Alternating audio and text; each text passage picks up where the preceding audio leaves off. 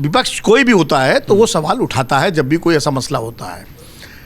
Electoral bond की बात है, देखिए लोकतंत्र में नोट और वोट दोनों से चलता है लोकतंत्र। उद्योगपति नोट देता है और जनता वोट देती है। पहले क्राउड फंडिंग के जरिए पार्टियां, दो तरह की फंडिंग होती थी। पार्टियों के पास जो चंदा जाता था वो रसीद काट के जाता था। वो चाहे कोई व्यापारी दे, चाहे कोई नौकरी पेशा व्यक्ति दे, चाहे कोई, एक तो चंदा वो जाता था। दूसरा वो होता था जो छिपा हुआ होता था कि सीधे ना लेकर के जब पार्टी का कोई राजनीतिक कार्यक्रम होता था तो बोल दिया जाता था भाई वहाँ तंबू आप लगवा देना, भाई इतनी गाड़ियाँ भेज देना, उसका पैसा आप दे देना। तो वो सब बड़े बड़े उद्योगपति करते थे, ये तरीका था। वो सीधे तो उसका हिसाब किताब ये रहता था कि जो रसीदों से आता था वो सामने उसका रिटर्न फाइल होता था, और जो इस तरह आता उसकी कोई जानकारी नहीं होती थी कि कौन गाड़ियों का इंतजाम कर रहा है, कौन तंबू लगा रहा है, कौन खाने का इंतजाम कर रहा है, कौन, ये सब इस तरह से चलता था।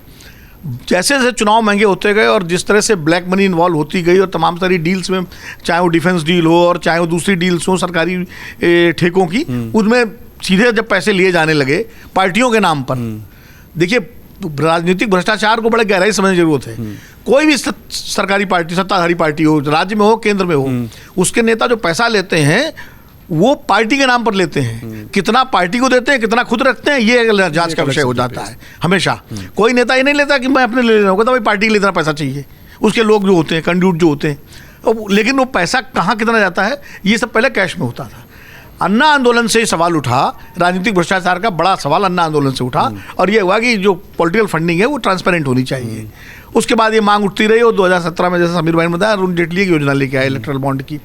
इलेक्टोरल बॉन्ड की योजना देखने में बहुत अच्छी थी कि भाई अपना लोग देंगे, वाइट में पैसा जाएगा, चूंकि रिकॉर्ड में रहेगा तो ब्लैक मनी का इशू नहीं होगा। लेकिन चूंकि गोपनीयता का सवाल था इसलिए हुआ कि इसकी पहचान नहीं उजागर की जाएगी।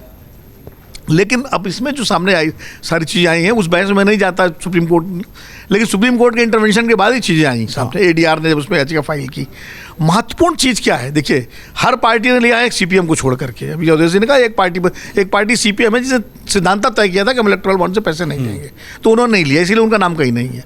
बीएसपी को शायद मिला नहीं होगा, पता नहीं उनका क्यों कहीं पावर में नहीं है। बाकी सत्ता में जो पार्टियां हैं या सत्ता में आने की जिनकी भी संभावना रहे, उनको पैसा इलेक्टोरल बॉन्ड के जरिए कम मिला, ज़्यादा मिला, जो मिला सही है। जो पावर में जिस पास ज़्यादा होगा उसको ज़्यादा मिलेगा। महत्वपूर्ण ये नहीं है कि बीजेपी को ज़्यादा मिला या कांग्रेस या तृणमूल को नंबर 2 मिला। महत्वपूर्ण ये है कि जिन कंपनियों ने दिया, क्या उन्होंने उसका कोई लाभ लिया?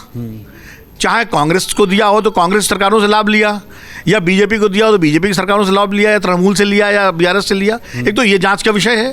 दूसरा, क्या उन पर कार्रवाई हो रही थी, उसके बाद अगर उन्होंने पैसा दे दिया और उसके बाद कार्रवाई रुक गई, ये भी जांच का विषय है। या कार्रवाई अगर चल रही है नॉर्मल कोर्स में तो फिर ठीक है, आप पैसा।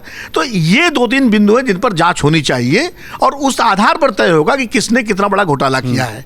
और ये जांच तभी निष्पक्ष हो सकती है जब सुप्रीम कोर्ट की मॉनिटरिंग में कोई केंद्रीय एजेंसीज की जांच करे, जैसे तमाम सारे मामलों की हुई, पहले भी हो चुकी है सुप्रीम कोर्ट की मॉनिटरिंग में। और ये जो बिंदु हैं उठाए जा रहे हैं कि जिन पर इन्होंने दिया उन्होंने क्या फ़ायदा लिया, और अगर फ़ायदा लिया क्या, जैसे ठेके दिए गए, अब ठेके क्या उसमें कोई कुद प्रो है कि नहीं है?